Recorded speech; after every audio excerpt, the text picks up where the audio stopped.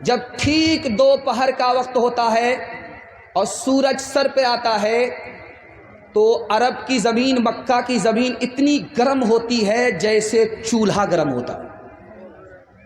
چولہے میں اگر کوئی پیر رکھ دے تو پیر جل جاتا، اور خالی پیر اگر دوپہر میں مکہ مدینہ کی زمین میں کوئی رکھ دے تو پیر جل جاتا، پھوکا ہو جاتا ہے، دانا نکل آتا ہے، آبلہ نکل آتا ہے۔ لیکن اسی ہندوستان کا عاشق تھا، دعا کیجیے اللہ ان کی قبر کو نور سے بھر دے، اس عاشق کا نام تھا حضرت نانوتوی، اللہ ان کے درجات کو بلند فرمائے۔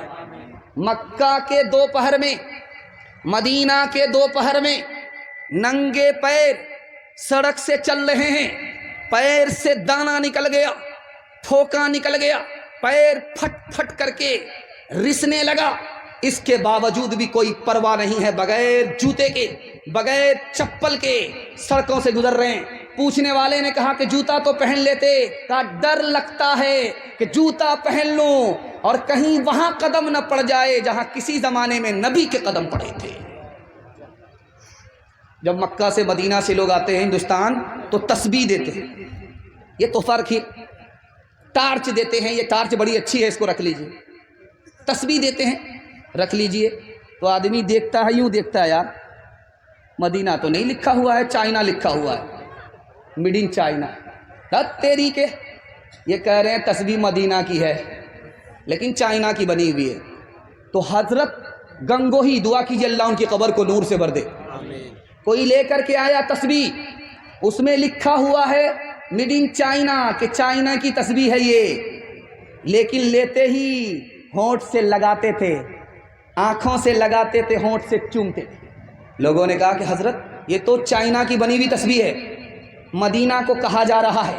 کہنے لگے میں مانتا ہوں کہ اس کو بنایا گیا چائنا میں، چائنا سے یہ تسبیح بن کر کے مدینہ گئی، لیکن میں اس کو ہونٹوں سے اس لیے چوم رہا ہوں، آنکھوں سے اس لیے لگا رہا ہوں کہ اس میں مدینے کی ہوا لگی ہوئی ہے۔ ایک بہت بڑے عاشق تھے، دعا فرمائیے اللہ پوری ملت کی طرف سے ان کو جزائے خیر دے۔ انہوں نے پوری زندگی میں اللہ سے 3 دعا مانگی، 2 دعا قبول ہو گئی، 1 دعا قبول نہیں ہوئی۔ تو پوچھا گیا حضرت پوری زندگی میں اتنا بڑا محدث، حضرت خلیل احمد سہارنپوری، اتنا بڑا محدث، کیا دعا مانگی جو قبول ہو گئی، کیا دعا مانگی جو قبول نہیں ہوئی؟ تو حضرت نے فرمایا کہ میری 2 دعا قبول ہو گئی، میں نے اللہ سے دعا مانگی کہ عرب میں اسلامی حکومت ہو گئی۔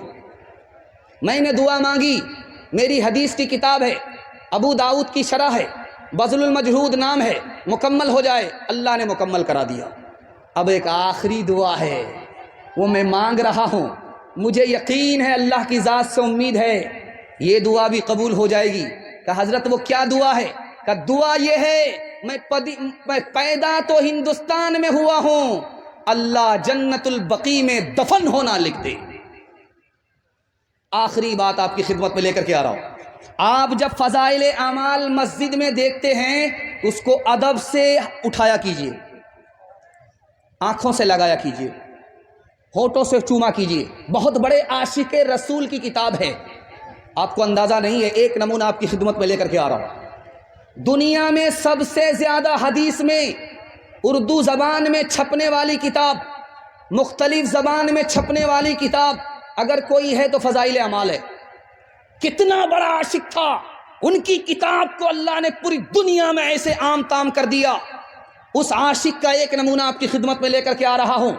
اس کتاب پر اگر دھول پڑی ہوئی رہے اس کو صاف کیجئے، اس کو مٹائیے، ہونٹوں سے چومیے، آنکھوں سے لگائیے۔ کتنا بڑا عاشق تھا، میں آپ کو دکھانے کے لیے جا رہا ہوں۔ جب مدینہ آتے تھے ان کے لیے چٹائی بچھائی جاتی تھی۔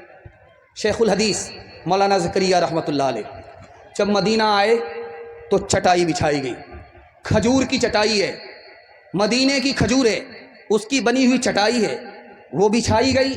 حضرت اس میں بیٹھ جائیے۔ کہنے لگے ایسا نہیں ہو سکتا، ہندوستان میں جا کر اس چٹائی پر بیٹھوں گا لیکن مدینے پر چٹائی پر نہیں بیٹھ سکتا، مدینے میں چٹائی پر نہیں بیٹھ سکتا۔ کیوں؟ میں مدینے کا کتا ہوں، میرے لیے مدینے کی زمین ہی مناسب ہے۔ اتنے بڑے عاشق کی وہ کتاب ہے، بہت ادب سے اٹھائیے گا۔ اللہ آپ کے مقدر کو چمکا دے گا۔ دھیان سے سنیے گا، آخری نمونہ آپ کی خدمت میں۔ ہندوستان سے جو ہوا جاتی ہے مدینہ، وہ ٹھنڈی ہوتی ہے، اور جو ہوا مدینے سے ہندوستان آتی ہے وہ گرم ہوتی ہے۔ کیوں؟ وجہ یہ ہے کہ پورب کی ہوا ٹھنڈی ہوتی ہے، پچھم کی ہوا گرم ہوتی ہے۔ سب لوگ جانتے ہیں، تجربہ ہے کہ ادھر کی ہوا جو ادھر جاتی ہے وہ ٹھنڈی ہوتی ہے، ادھر کی ہوا جو ادھر آتی ہے وہ گرم ہوتی ہے۔ ایک غیر مسلم نے حضرت نانوتوی سے مذاق کیا، حضور آپ تو کہتے ہیں مدینہ مدینہ مدینہ مدینہ، مدینے سے آنے والی ہوا گرم، ہندوستان سے جانے والی ہوا ٹھنڈی، بات کیا ہے؟ تو حضرت نانوتوی نے ایسا جواب دیا کہ وہ آدمی لاجواب ہو گیا۔ دعا فرمائیے اللہ حضرت نانوتوی کے قبر کو نور سے بھر دے، ان کے درجات کو بلند فرمائے، جنت الفردوس میں ان کو اعلیٰ مقام عطا فرمائے۔ انہوں نے لکھا، ارے تمہیں پتہ نہیں ہے، یہ ہندوستان سے جو ہوا جاتی ہے مدینہ، وہ مارے خوشی میں جاتی ہے۔ نبی سے ملاقات کرنے کے لیے جا رہی ہوں، نبی کے شہر کو دیکھنے کے لیے جا رہی ہوں، نبی کے روزے پر سلام پڑھنے کے لیے جا رہی ہوں، مارے خوشی کے سر سے لے کر کے پیر تک ٹھنڈی ہو جاتی ہے۔